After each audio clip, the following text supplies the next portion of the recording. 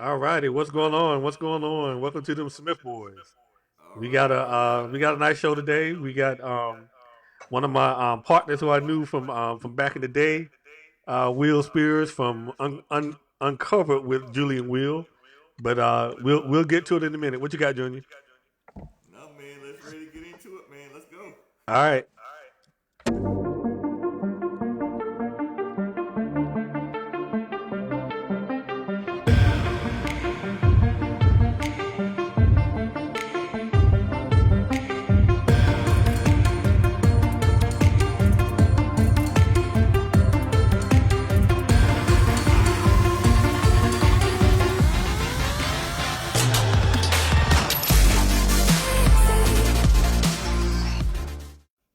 All righty. What's going on? What's going on, fam? A lot of stuff happening in the world. But before we get started, I want to introduce one of our guests today. He has a podcast. His podcast is Uncovered with Julian Will, and then I'll let him go ahead and introduce himself. Go ahead, Will. Good evening, everybody. My name is Will. I'm one half of Uncovered with Julian Will. I just want to first say thank you guys for having us come onto this platform with you guys. Unfortunately, Julie couldn't with us tonight. She had something to attend to, but I'm just glad to be here and thank you guys for having me. All right. Hey, Junior, what's going on out there in the world, man? Man, I don't know where to start. First of all, can you hear me, man? Your volume is down a little low. I'm having a little trouble hearing you. Uh, is that better? Uh, Hold on, let me. How about that? yeah, it's better than before, but go ahead. Okay, yeah, that's cool. So, a lot going on, man. First of all, let's give I gotta give a shout out, man. To this past weekend, I was in Raleigh, North Carolina, celebrating my homecoming at the great Shaw University. Now, at HBCU homecoming is a little different, so How's we it had a little different? bit of fun. Uh, but I gotta give a shout out. We actually one of the main reasons I went because I was celebrating 30 years with Phi Beta Sigma. My line brothers got in town and we kind of cut up a little bit. So I gotta give a shout out to my boys. Number one, Rodney Sproul. Number two, Jake Ford. Three, Jamel Jenkins. Four, Mark Braxton. Five, myself. And six, Dill Hubert. So we had a good time. Jake couldn't make it, but it was a great time. So I gotta give a shout out to my boys. Phi Beta Sigma, Blue Phi. All right. Sigma's always representing, baby. Look, you all right? All right. What you know about that? What you know about that, man? Hey, I know plenty of them. I was kind of an honorary Sigma, and now I never got the pledge and everything. But back at home, I'm really from Wisconsin. Sigmas was big back at home, so and everywhere I went, It ain't never too late. It ain't step never too shows, late, brother. It ain't never too Sigma late. We can big talk about everywhere, this. It ain't never too late. But but man, I don't know where to start, man. You want to I tell you Kanye? what, let's Midterms. Where you we'll want to we'll go, we'll Herschel? start Where you with want to go? I think the biggest thing that's going on right now is voting. Okay, Okay. so I'm in North Carolina. In North Carolina, early voting started last week.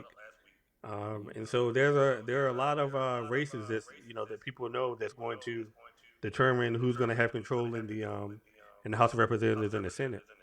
One race that's going on here is Sherbees in North Carolina, and you know once early voting starts, I don't care about polls.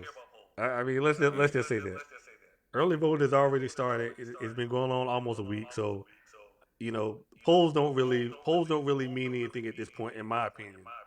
Um, but there are a couple of races, North Carolina, a couple of races in Georgia. Stacey Abrams for governor versus Brian Kemp, and then we got our man Herschel Walker and Reverend Warnock. And while we're on the subject of Herschel Walker, let me just let me just let me, let me just show you something. I'll just go Oh, ahead. Herschel, I'll man. just go It's a ahead. weekly theme. Herschel Walker Because if you explains have his an plan for able-bodied hashtag job, you're going to healthcare. have health care. But everyone else have health care is the type of health care you're going to get. And I think that is the problem. And what Senator Warnock wants you to do is depend on the government.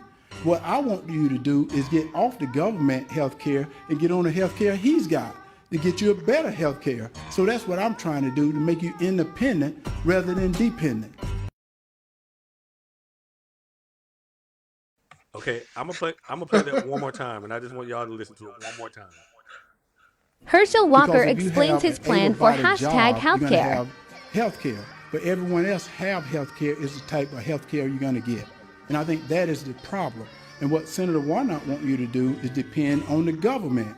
What I want you to do is get off the government health care and get on the health care he's got to get you a better health care. So that's what I'm trying to do, to make you independent rather than dependent. All right, let's talk about this for a second. Okay.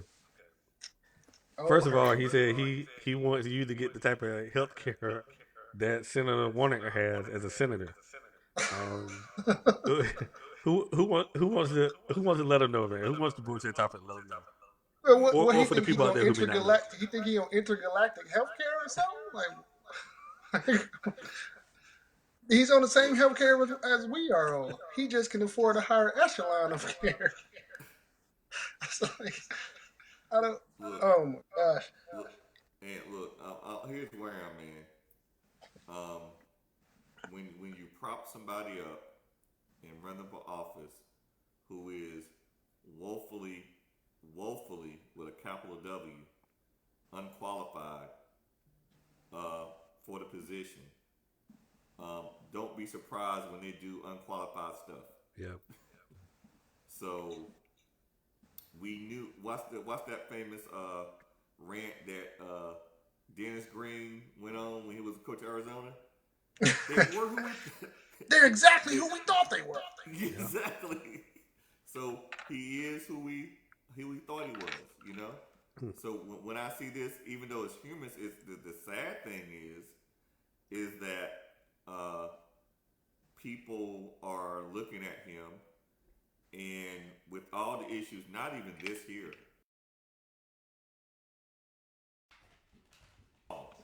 compared to the other allegations or the other things, not allegations, things that are out there, that they'll still consider him. That's their guy. That's the bigger issue right there. So yeah, so I'm not. Look, when I see it, it was funny. Now it's sad because that's what a good portion of Georgia has to choose from. So yeah. And just something that recently just came out a few days ago, that there was another female out there that said that she had an affair with Herschel Walker, I think 6 years, and she made the choice. Well, I won't. Let me just. I don't want to say she made a choice. Herschel Walker drove her to the. Allegedly, he drove her to the place where you get abortions, and she had an abortion. Of course, he denied it today. Well, and again, so with Herschel and with Herschel Walker, well, first of all, with the conservative, whatever what means, whenever a political party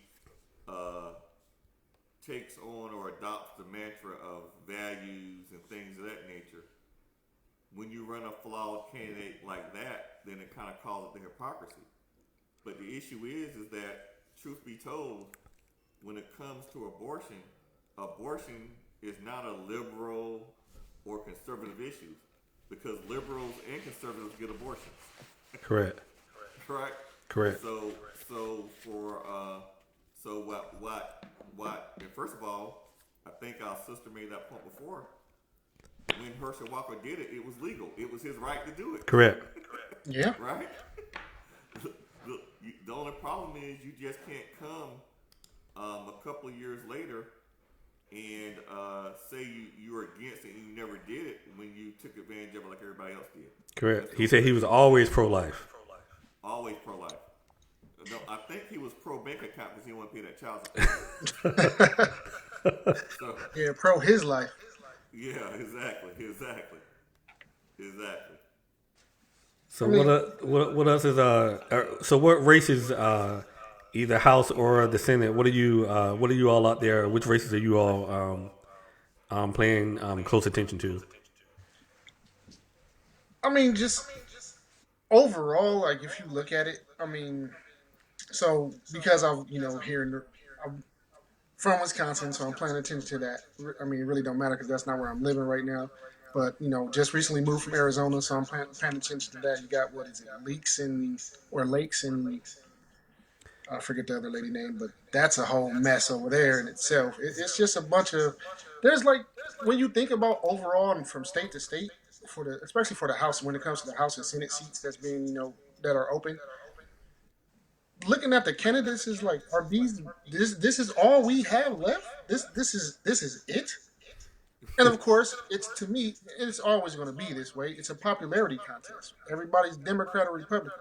You got plenty liberal, conservative candidates out there that they just don't have the money to to have a foot in a tooth in the game. You know what I'm saying? So it's frustrating that going back to the Herschel Walker thing, it's frustrating for whatever the race is, whether it's the Senate, governor, whatever these races are. It's sad because we have slim pickings, and if you look at the polls, like nobody really trusts going to stick with the main two parties, Democrats and Republicans. The Democrats, most voters who are Democratic don't really. It's like a 65-35 swing when it comes to for the Democrats or against the Democrats. 65% of Democratic voters don't agree with the Democrats because they feel that they're not. I got the statistic right here. It says that they feel that they feel that the policies don't align with their beliefs and things like that, and then the other 35% feel that their policies and agenda is right on track with their beliefs and everything else. But it's like same thing with on the Republican side. You know what I'm saying? It's more, I think it was like 54% disagree with the Republicans, and then the other 46% are in agreement with the Republicans. So it's like, yeah, it's sad out here. But I'm paying close attention to, of course, out here in South Carolina. That's where I'm living at right now. So and then Arizona because I got family in Arizona. And of course, Wisconsin. Still, I'm from Wisconsin. Still got family in Wisconsin. That's a nice race out there. You got Mandela and I think it's Johnson, I think. Johnson or Jones, one or two running for a Senate Johnson, I seat. think. Yeah. Johnson, yeah. Yeah. Well, So that's an interesting race right there. well, you brought up a good point when you brought up those statistics, and it goes into something that I've always been concerned about. Well, about this country, like I said, it's 300 million people. In a country of 300 million people, two political parties is impossible for two political parties, to address all those needs. You're never going to satisfy all those needs at the same time. So, because you have within the Republican Party, you have range from moderate to liberal to conservative, whatever that is, for lack of a better term. Mm-hmm. And that same dynamic exists within the Democratic Party. That's why I'm unaffiliated, right? And I think I vote my interest, right? So when you're voting your interest, then you can find yourself voting for Democrat and Republican candidates, and that's why I always make that example at like on my town board here where I live at, is that on my local board, I go to all the town hall meetings. You got the mayor and the town manager and all the commissioners there, and they're a Democrat, they're Republican, they're everything. But each one of them, I will vote for them if they ran for office on the local level because I see what they do. They're making decisions in my interest, right? So I would vote for a Republican if they're making a decision in my interest. Now, would I want some of those people choosing my Supreme Court justice and federal judge? Probably not. So that's where that dynamic goes, and it goes onto the state level and everything else. And that's that's a conversation we may get into later on, especially when people ask, well, why do people vote certain ways, or why you vote Republican, whatever. I think if people were savvy enough to look at what's in their interest on the local level, on the state level, on the national level, then they may find themselves not really voting a straight ticket. Yeah. Exactly. I think you shouldn't vote a straight ticket. Like you said, it's for what's for your best interest. So if I got, and I brought this up to people last year, with the presidential election and everything. Like Pete Buttigieg, like would have been a great candidate in my opinion, just because of the things that he was talking about. So, like you said, it's what interests me, and I think to some point in that, you do have to be a little selfish in your voting, because it's like, yeah, you voted for your interest, but not only are you voting for just your interest, you also got to think about the interest of others too. Yeah. Now what political parties are good at, they're good at throwing these culture wars into the mix to get people off track, not to focus on what's in their interest. They want to make it a race thing. They want to make it a culture. You right? Yeah, race, abortion, things of that nature, critical race theory, those type of things. Right? All that. Yeah. So instead of focusing on what's in your interest, they throw those things into it. What you got, Ant? Well, also, I think the Republicans are a little more consistent, because you said with two political parties, you can't get everything that you want. I mean, because that's why I say it's important to be able to build a coalition, because when you look at the intra-party dynamics, even in the Republican Party, you have the Freedom Caucus, you have the the crazy caucus, with the Jim Jordans. I'm laughing, but even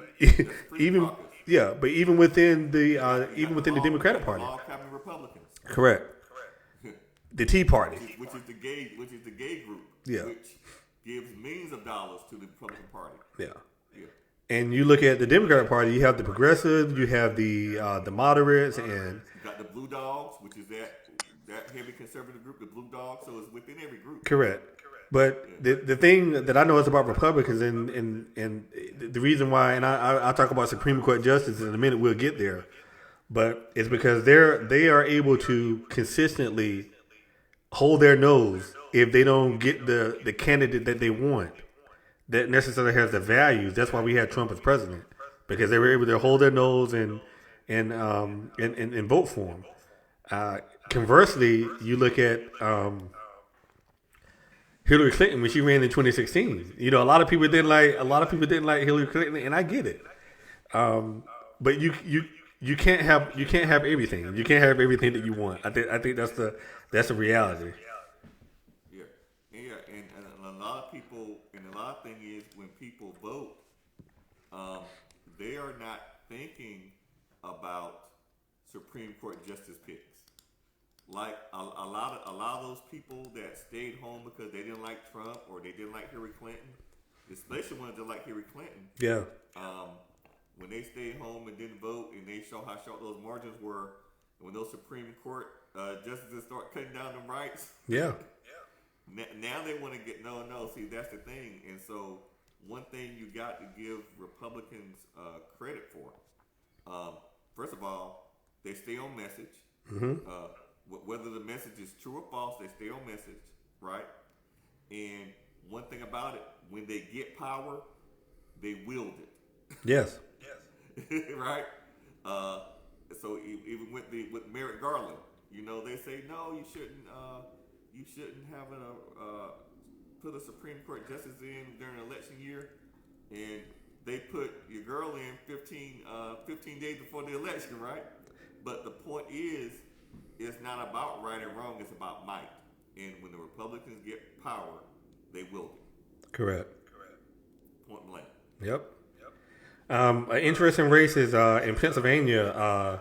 Dr. Oz and Fetterman. I watched the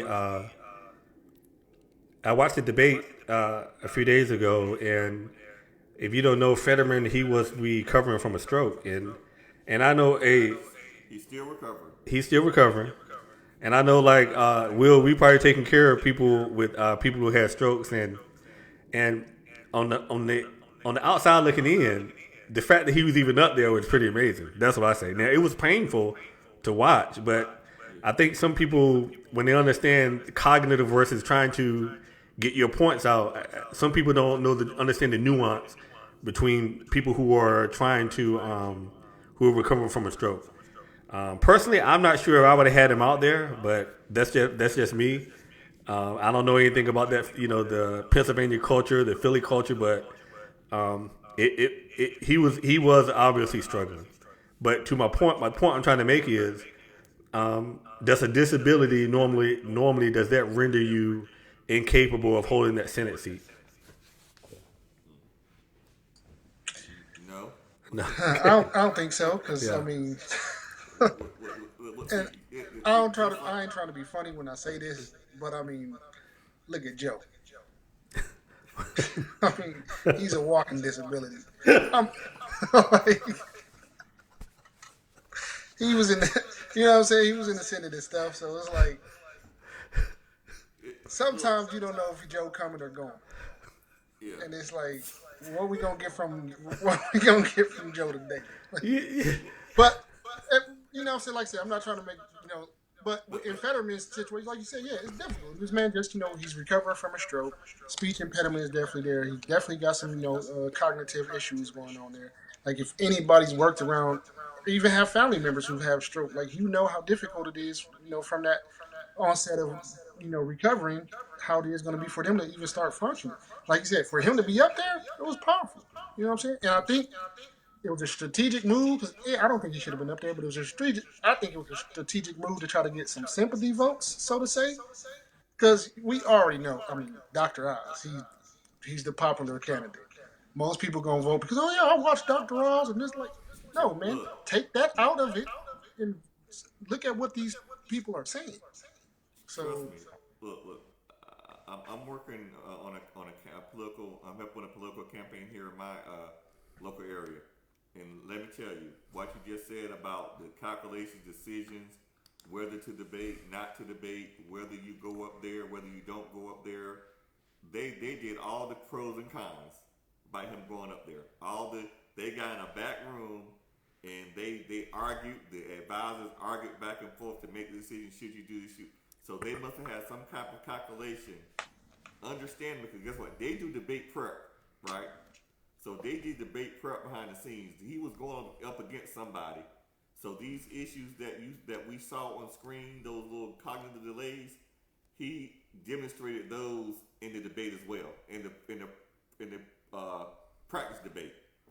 So obviously they made some type of calculation that him going up there would be more beneficial than detrimental. So whatever algorithm they used, whatever they did, they made that calculation. So I'm gonna get into the comments real quick. We got a comment. What's going on, player? He said that the Democrats have given tangibles to LGBT, Asians, people at the border, Latinos, but nothing for the black community. Why should black people vote for them? Well, Well, you want to hit that? Or? well, I think we can all hit it, but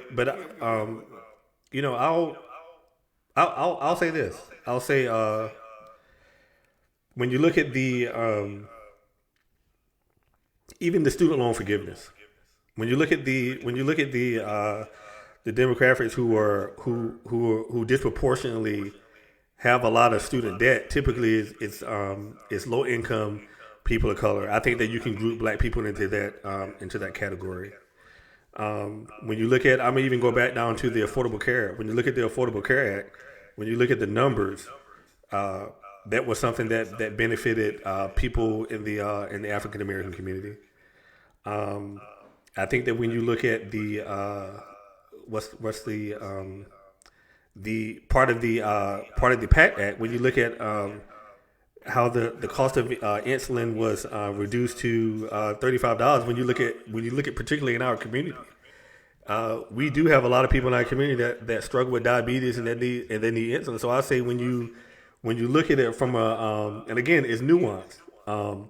It's not necessarily saying that this right here is I'm putting this policy in place to benefit black people. It just so happens that we are that some people in the community, they can benefit from it. Yeah, I'll go a step further because, like I said, you have different interest groups, right? And so when one thing that the Democrats do, and I'm going to answer your question, sir, in 1 second, cousin. I'm going to answer your question. But one thing that the Democratic Party does a terrible job of is highlighting what they do. That's one thing. Now, when it comes to LGBT rights and things of that nature, I'm all for it, right? I'm all for it because any group that's marginalized needs the protection of the country. Now, when you talk about specifically for African Americans, man, look at the banking industry. Look at the initiatives that were put in place to stop unfair lending practices against African Americans. That directly impacts the wealth of African Americans because when African Americans were not getting housing loans or being discriminated against, they lost millions, billions, and billions of dollars in wealth that could be accumulated. Look at the Justice Department now that it's now enforcing those consent decrees in these states or cities where African Americans have been historically brutalized by the police. Now it's a practice in place to hold these people accountable. They're now prosecuting these people. Look at the EEOC. Look at the Justice Department now investigating discriminatory practices in companies and things of that nature. Look at the equity inclusion practices that are going on now. Look at the $4 billion, even though it's being held up a little bit. Look at the $4 billion that was exclusively, specifically, that's $4 billion with a B, not $400 million. $4 billion put aside specifically for African American farmers who have a history of being discriminated against in farming. And like I said, every group has issues, and these things should be addressed. But those are things that impact us directly. Don't even go with the education department with the Title I loans and things, programs to close the gap between black and white in the school systems. There are a lot of things that are done that are targeted for African Americans. It's just not promoted. And I'm not going up here trying to be a sounding board for the Democrats, things of that nature. But if you're going to ask specifically why it's done, now you look at the group that was fighting against that, and it goes back to our other question. When people vote, don't vote Democrat, don't vote Republican, vote your interest. As an African American man, am I going to vote for the party that is for or against segregated schools, right? Am I going to vote for the party that is for or against fair housing practices, right? As a teacher on the state level, am I going to vote for the party that is trying to cut teacher pay or increase teacher pay, right? So you're asking, I vote what my interests are, and I look and I paid attention to those judges that were appointed. You had judges appointed on the right side by the Republicans. One judge said, a federal judge who's going to be appointed for life, he said that he thought the Brown case, which ended school integration, may have been judicial overreach, and he was approved to be on a federal bench. So if he's making decisions to help me, no. So when you're talking about exclusively, it's beyond just tangible things. You have to look at the whole thing, and I think that what the Democrats need to do, just the same thing the Republicans do, they need to do a better job of highlighting what they do for these specific groups. And I want to add one more point, and then I'll look at some. That is for the question, cousin. Yeah, I think that is a fair question, and I think there's a way that you can look at it. Also, it happens on both sides because I was on my way to earlier this week. I had to go to Fayetteville to the VA center, and normally I take 95, but I decided to go the back way. And I was going through all those rural towns and rural poor towns in North Carolina where I'm from. And I wish if I could tell you how many trailer parks and how many rundown houses that I saw that had Trump signs um, hanging off the hanging off the porch and stuff like that. I think the same question you can ask is that when you look at all of the poor Republicans that they continue to vote against their interests. I think you can, why do they continue to vote for Republicans even though Republicans are kind of are kind of been in policies that impact them in a negative manner. What, go ahead and say it, man. Yeah. You want to get it? Go ahead and say it. Look. No, I mean, you guys made very great points, and just to touch on the last thing Anthony said, like I think Dave Chappelle said it best. You know what I'm saying? He was going to the voting polls, and they were like, "Who you voting for?" He's like, "I'm voting for Trump." "Why are you voting for Trump?" Look, he's saving me money. I'm voting for my interests. If he gonna keep money in my pocket, you got doggone right I'm gonna vote for him. You see what I'm saying? It's like, so like you said, you got to vote for what's in your interest. Yeah, as a whole, we would love to see more stuff done for the black community. You know what I'm saying? We all would love it. But like you said, some of these things are minuscule things that, some stuff is being done behind the scenes for, certain groups. It's just, it's not prevalent. It's not made notice. Like if you dig into some of these policies that's being passed and stuff, and like really dig into them, you'll see what's happening behind the scenes that's not made public. But of course they're gonna make things like I joke about it when I say this, but it's like, oh, what have anybody done for the black community? Well, they gave you Juneteenth. I mean, they're going to continue to pacify if you look at it in a sense as that, like that. So it's always a pacification, but of course, it's never going to be anything on a main level that we as a black community expect. But if you look down into the intricate details of things, they're doing things. It's just not the big things that we would wish or want to see.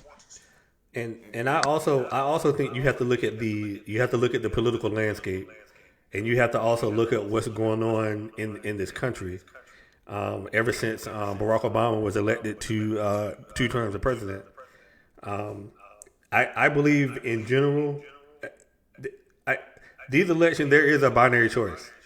I mean that's just especially when you look at the gerrymandering rules, especially something that's happening even in North Carolina.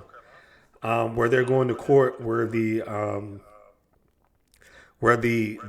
state the North Carolina state legislator, who majority Republican, who were gerrymandered because they're a majority, almost a veto-proof majority. One of the laws they said that basically the judges said that, and it's being litigated now, that you basically can't pass laws in a gerrymandered legislator because everybody doesn't have equal voting power, and so how is that even fair? So that's something that's being legislated. So I think you have to look at the bigger picture, and I don't know. I think the bigger picture matters, and understanding how the game is played. Yeah. Well, another thing is on the micro level. I dare to say that whether you're black, white, Hispanic, polka dot, green, whatever, 80% of what impacts you happens at the state and local level, right? Happens at the state and local level. And when you look at case in point, look at Jackson, Mississippi, right? Federal government sends hundreds and hundreds of millions of dollars to the state for welfare programs and things of that nature, right? The state legislature is supposed to send that to help the local governments, like in places like Jackson, where there's a majority of black population, right? The state uses the money for other things, right? To build a volleyball stadium for Brett Favre's daughter, that good stuff. So the thing is that you look at focus on what's happening on the local level, that's what impacts us the most. And what's that? Yeah, and you know, I kind of when you say we don't have communities, we have hoods. I don't necessarily agree with that. I think that maybe I think that I have a community. I mean, the way that communities were defined back in the day is a little different, but communities as we know it, I think they still exist now. I just don't think that's a majority. Are there hoods? Yeah, I mean, but when you look at communities, I know a lot of thriving communities, and even when we lived in the hood, we had community. I mean, me and my brother, we lived in Trent Court, and did we live in the quote unquote hood? Yes, we did, but did we have a community of people that had our best interests at hand, people that looked over us? So I think we have to look at what we define the hood. Yeah, and I think, Man, I think listen. what, So when I hear people say stuff like that, man, and no disrespect to you, brother, whoever posed the question, but I just think that's ignorance. Um, to say, we have hoods, we don't have communities. Listen, I grew up in the middle of Parkline Projects, Milwaukee, Wisconsin. And right in the middle of our projects, you want to talk about community? They built a YMCA. That's community, bro. Like, they were looking out for that project, for the hood, and brought something in there to get kids off the street. I tell people all the time, if it wasn't for the YMCA being built right there in the middle of Parkline YMCA, I wouldn't be the man that I am sitting here talking to y'all right now on this podcast. In 2001, my senior class went to go to Jamaica or something. But the YMCA paid for 20 teams to go to Ghana, West Africa. Only 2 of us went. Me and one other team went. Dude, that experience changed my life. So to sit here and say that we don't have communities, we have communities. It's just that hood mentality, that hood mindset that forever get you grounded thinking that you don't have a community.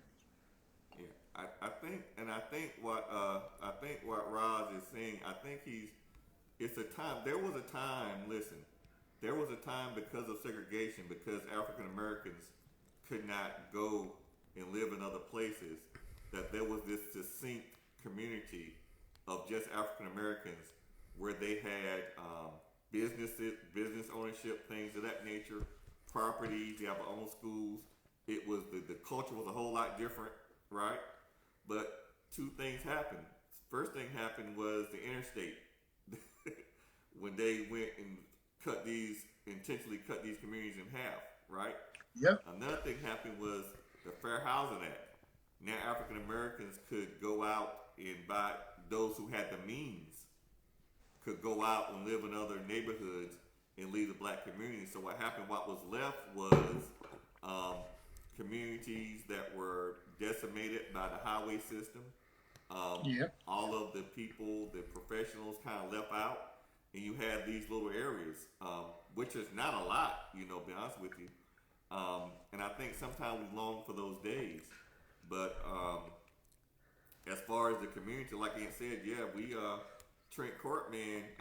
Listen, first of all, we live in the projects, and most of the people that cause all the problems, they didn't live there. They came from out there to cause the issues. Exactly. And like I said, those old ladies, man, I remember old ladies to this day. I still got 50 cents from a lady who gave me on my graduation day, who used to give coins to me every time I came home from college to visit. She'd give her purse and give me 50 cents. The winos used to say, "Hey boy, keep reading them books." They used to call me Eagle Beat. So, but I think I understand what you're saying about what they're putting forth, what you see on TV, that kind of hood gangster thing. But I will tell you that anybody that lives there, the perception is not the reality. And I think we have to be careful of using the worst behaviors to describe the majority. When in reality, those behaviors that are being promoted in the media and things of that nature, that's actually a small smidget of the population. And one last point is that, and I think, Will, you said it. I think that when you go to some of these, what's happening there? When you go to some of these neighborhoods that are, I guess you could say they have a lot of money, affluent neighborhoods. If you went to these affluent neighborhoods and they were policed the way that some of the non-affluent neighborhoods were, you will see the difference, because you don't think that in these affluent neighborhoods that they're not drugs that are being sold. It may not be as blatant, but it's happening. You don't think that little domestic violence and crime and all these little things that's happening in neighborhoods that are over policed, those things are happening. They just have different ways. They just have different ways to deal with it, and that's why I say you're right. Hood is a mentality. Where you happen to live in a zip code, that's just your place of residence. Yeah, there you go.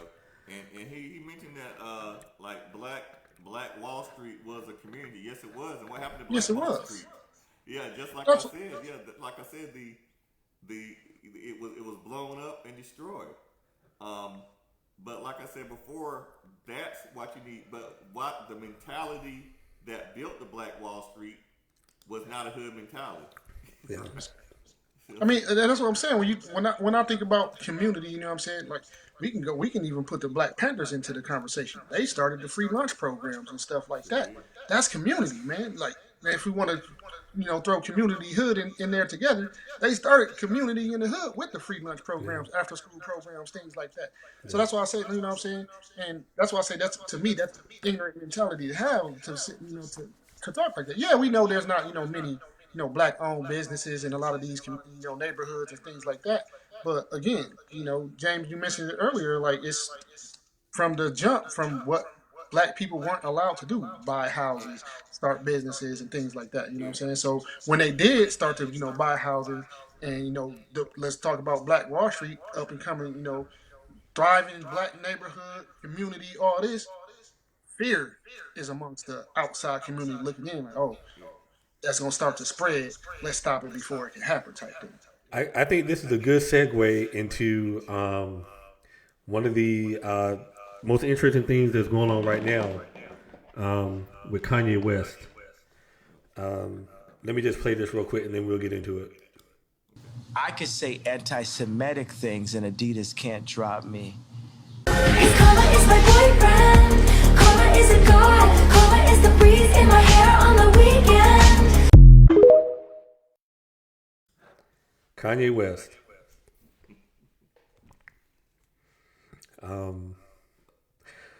I've been reading a lot of stuff on Facebook, and they said that people are still saying that Kanye West is a genius. I don't know. I just think that we should. I think that hate and ignorance should be called out regardless of what community it comes from, especially if it's coming from within our own community. I think we have to police each other.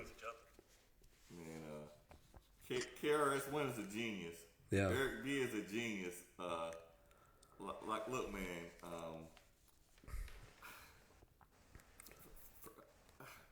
So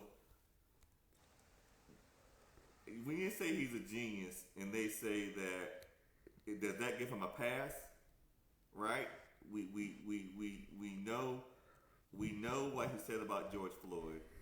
We know about the White Lives Matter T-shirt with Candace, Candace Owens.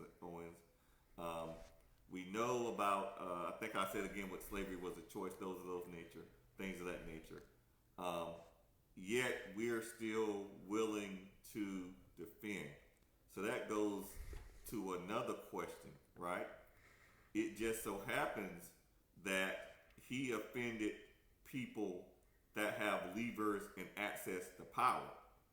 So that's the question that needs to be offended. So the question I want to ask is, what we need to look at what our Jewish brothers and sisters are doing, right? Because guess what?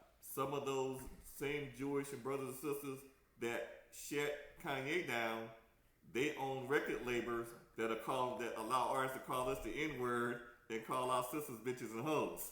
See, and I was about to step in on that point too, right there, because let's have a bigger conversation. Kanye, and I've been avoiding talking about Kanye for weeks, but it's his, how can I put it? It's his blissful ignorance that gets in the way of the points that he makes, because he makes some very valid points. A lot of the stuff that he says is true, But again, it's his blissful ignorance and the things that come out of his mouth that gets in the way. He's kind of like what's your boy named the relationship dude, Kevin Samuels. May he rest in peace. But it's like Kevin Samuels made very good points, but it was his delivery. It's Kanye's delivery that overshadows everything he says. And like you said, you're right. He offended the wrong people, and now they're starting to shut him down. Well, you bring your light to stuff that most people ain't paying attention to because they don't. But because you paying attention to it, you bring it out. It's just the way you brought it. It sounds hateful and this, that, and way and other. So we gonna shut you down. This man has been getting dropped from businesses for the past week and a half. It's like every time you turn around, somebody's cutting him off, or he's being banned for something. I just saw a post. Was it today that he walked into, I think, Skechers or something, and they was like, "No, we don't want you in here," and like they kicked him out. And he showed up to somewhere else, to a meeting somewhere that he wasn't even supposed to be at, and they kicked him out. I was like, "Yo, like, yeah, I get why people say he's a genius. He's very smart at what he does, money-wise and business and all that. But it's like you can't just run around saying any and everything. Like though you may have made some points and valid points, you got to be careful how you say things." Yeah, and I hear a lot of people I watch a lot of people on social media, and they're saying that that Kanye said something that offended, that was anti-Jewish, and he paid the price. But he's saying something that's when he was saying anti-black stuff, and nobody did anything about whatever, and and they're making that point. And my question is, listen, how many people are still people when he was saying that anti-black stuff? People were still buying their kids Yeezys, right? When he was saying the stuff about slavery was a choice, you can still hear his music streaming, right? So that George Floyd died from fentanyl, a fentanyl overdose. Yeah. So I mean, to my brothers and sisters out there, my black brothers and sisters that had to say, you can't have it both ways. You know what I'm saying? You can't complain about him being canceled when he offends the Jewish community. Well, Junior, let's look at when he's offending the black community. Junior, I don't like that word cancel. Okay, Kanye is not being canceled. No. Okay, let me put that down. Okay, well, I don't know what's a better way to say. Junior, if you go to your job and you say something that's against the policy of your school, and you get fired, did you get canceled? So I should have said fired. No, I'm just saying the way that in pop culture now, the way that we define cancel is that it lacks it takes away from accountability.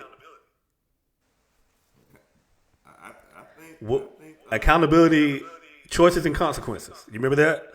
Yeah, that's daddy's talk. Yeah. Yes. Look, well, I think that I think I saw a video today. I think XSL did a thing. He's up there apologizing. You see the video where he apologized, XSL? If you call that an apology,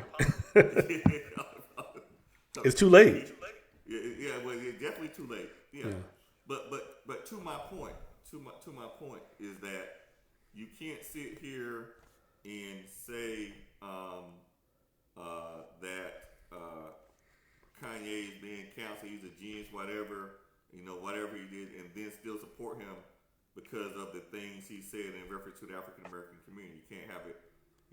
You got to call it out both ways. And if you're out there doing that, then we got to have a conversation about that. Yeah. And that's the thing. It's sad that we're having worldwide conversation about Kanye because of the anti-Semitism stuff that Semitic stuff that he said. And like you're right, nobody had these conversations when he was saying stuff about the black community or anything like that. People were having a conversation. No, they were. But I'm saying it wasn't like this. You know what I mean? Like Even within my small group, you know what I'm saying, we would have these conversations, when he was saying stuff like that. It's like, yo, like, really? Like, but now it's like, you're disturbing the powers that be now. Yeah. And that's why the sledgehammer is coming down with full force. It's like, no, you can't mess with those. You see what I'm saying? Who doing for you, so to say. And because he's doing that, they're gonna show you. We gonna show you who's really in charge here, and Yeah. Well, one we thing gonna take about everything from you. one thing about the Jewish community that needs respect is that within the Jewish community you have ranges of beliefs, from conservative to liberal to pro-Israel, anti-Israel, rich, poor, middle class. They have the whole spectrum, right? But when it comes to anti-Semitism, because of that history that goes back thousands of years, they close rank on one accord, right? They lock in ranks, right? And then when they lock in ranks, wherever they have levers of power, they wield it. Now, for the African American community, right? When artists get up there, use the N-word, bees and hoes, things of that nature, I don't see that closing of the rink. Right? Yeah. Right? We're just as diverse as the Jewish community as far as ideas, right? But we don't close ranks. This may be overgeneralization, but that's why it doesn't seem like we close the ranks like they do, because look, people make profit off of the dehumanization of black, dark-skinned people, right? It's profit in the dehumanization, right? And these people become heroes, right?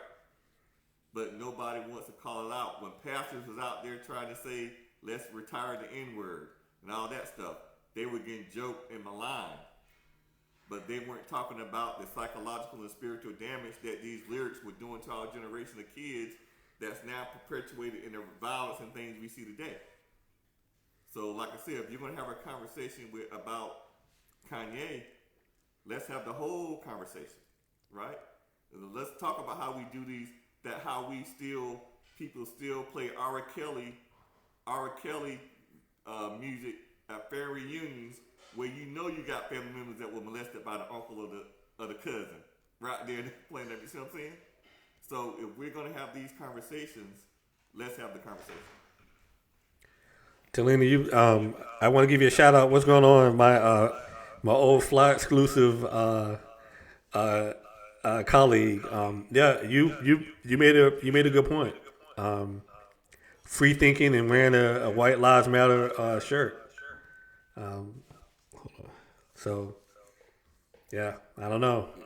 Yeah, I've heard of the Black Israelites. Yeah. As a matter of fact, I almost got into a little discussion with one of them at homecoming. They were on the corner. Those are brothers that wear the purple rose, and they go and blast you out and everything. One of them was like, why do you have a Greek letter on shirt? Greek letter on. You're not Greek, you black and stuff like that. And you know how they come at you. And I was like, man, we the Greek organization is not what the Greek organization does. We use these letters to weaponize the letters to help bring up, programs in the black community, things of that nature. Look, you're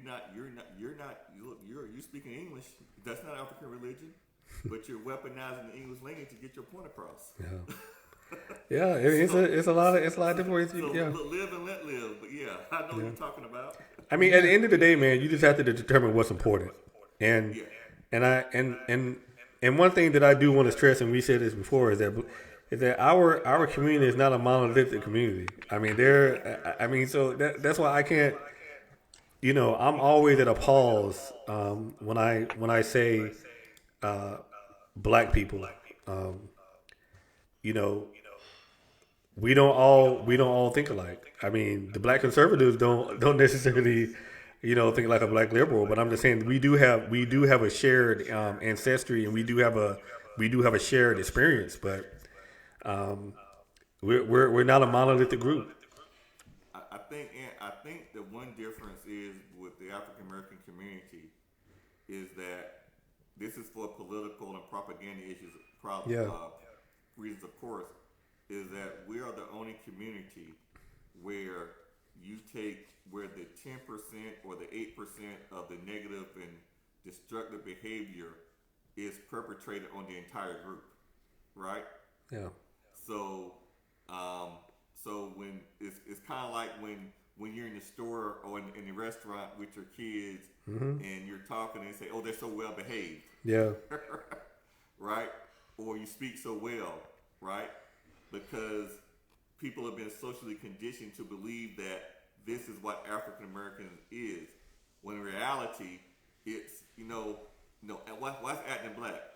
Building a damn pyramid, that's acting black. You know what I'm saying? You know what I'm saying? Being the birth of civilization, that's acting black. You know what I'm saying? So I think that's the difference. Is that unfortunately, the propaganda that was, of course, used to justify slavery, to justify segregation, all these things. You had to put these negative images, and what happens is that you have a lot of people, including African Americans, who uses that same language that was given to us to denigrate us. We incorporate that language in identifying ourselves. Correct. Right? So even though we are not a monolith, unfortunately, we're still judged by this same subhuman standard. Yeah. Right? That's a good point. That's the issue. And those are conversations we need to have right there. Yeah. That's a good point. Man, we're coming up on an hour. We got 4 minutes. Man, there's a lot of stuff that we want to get into. But I know I'm about to watch some Thursday Night Football. I don't know about. Oh yeah. So the last couple of games ain't been worth nothing, man. I hope this is a good game tonight. Yeah. Yeah, So- Thursday night games have been trash. Yeah. So we're gonna go ahead and talk about some closing thoughts. Hey, Will, what you got, man? Man, I just got, what I'm saying, just everybody, be mindful of your surroundings, what I'm saying?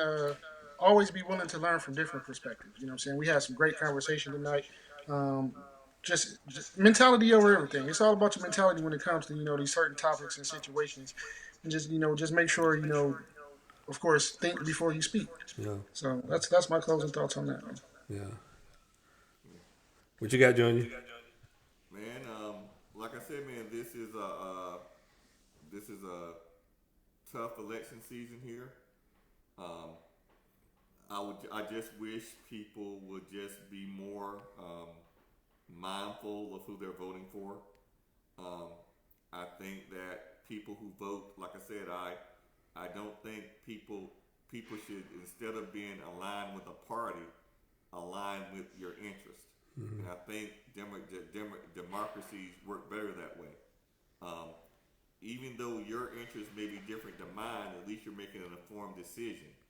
And then also, just because your decision is different than mine, I don't hate you and want to kill you. Yeah. You see what I'm saying? Yeah. So we need to have these respectful, open dialogues about these issues. Yeah. So that being said, just go out and vote, man. Go out and vote, and enjoy this democratic process. Because really, with all the flaws that the United States has, and it has flaws, I will say, in some countries, voting blocks get killed in the streets. Hunted down, opposition gets killed, right? So at least we're still hanging on, still a country where you can have discourse and disagreements and still move on. But unfortunately, January 6th is telling us if we're not careful, we're moving to what those other countries are with all the violence. So vote, be informed, don't fall for the okie doke. Yeah. I think one of the things that is one of the videos that I forgot to show, but there are two videos that I want to play in succession, and then I go to my closing thoughts. Because when you understand your history, you understand how there are a lot of things that's happening now that happened in the past, and you would not think that some of the I talk about voter intimidation. What's happening in Maricopa County, where you have armed people who are taking pictures and videotaping folks who are trying to drop off ballots at drop boxes. And then you look at what happened in Florida with DeSantis. But just in case you don't know, the state of Florida has charged and is in the process of arresting 20 individuals across the state for voter fraud. These folks voted illegally in this case, and there's going to be other grounds for other prosecutions in the future. They are disqualified from voting because they've been convicted of either murder or sexual assault, and they do not have the right to vote. They have been disenfranchised under Florida law. We also have folks who are voting who are illegal aliens that are not citizens of the United States. And as we know, in Florida's Constitution, the only people eligible to vote are U.S. citizens.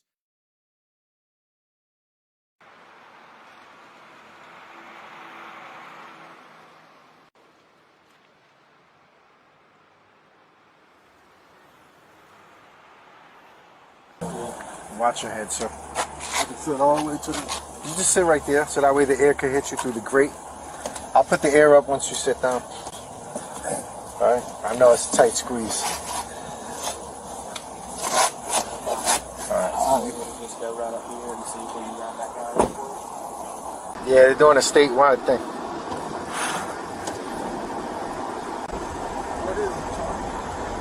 It's gonna be... Give me a second, I just left it.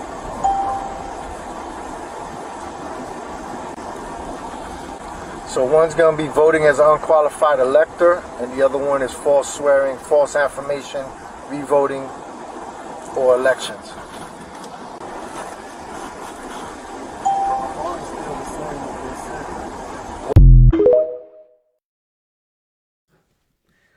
Look, man, I gotta say this, man. So this is right here about, so it was put on the ballot in Florida, right? It was a statewide thing that allow these people who have served their debt to society. They served their time, they're out. The people of Florida said, let these people vote, right? Now, the number of people that was going to be able to vote was enough to swing an election, right? So the Republican Party in Florida said, okay, well, even though the people of Florida voted overwhelmingly to give these people the right to vote, we're going to pass a law saying, well, the first thing they did was say, well, if you owe any fines, you can't vote, right? But these people were issued voter cards, right? They were issued voter cards. They were clearly understood they had the right to vote. But look what's happening now. They've been thrown out of court, right? But it goes to show you, when you talk about democracy and things of that nature, the will of the people, the majority of the people in Florida says, and this is across racial, Republican, because Democratic, all lines, right? All these people said, these people serve their debts in society, they should be able to vote. That's a common principle. correct. Right? But the group that wants to hold power says no. And then they pull stunts like this. Yeah. Yep. And I saw videos, even the cops didn't want to do it. Yeah. The cops were like, man, this is jacked up, man. Yep. You know what I'm saying? Well, this has been good, man. We'll Yeah. thanks for everybody tuning in. Yeah, man. We'll see y'all in a few weeks, and y'all enjoy your week. Enjoy your weekend. God bless everybody. God bless you. Thank you guys for having me again. All right. Good to have you, Will, man. You got to come back again with your partner. For sure, for sure.